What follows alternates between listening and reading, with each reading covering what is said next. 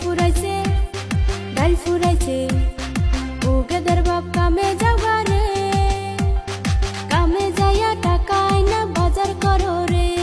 তিন দিন ধইরা আমায় ধরছে সর্দি জ্বরে ওই হারামজাদি তোর চোখে পড়ে না রে সইলা জাগা বাপের বাড়ি রে জাগায় বেজাগায় আমার ব্যথা করতাছে তুই সইলা জাগা বাপের বাড়ি রে সব শরীর ব্যথায় আমার ভইরা গেছে রে।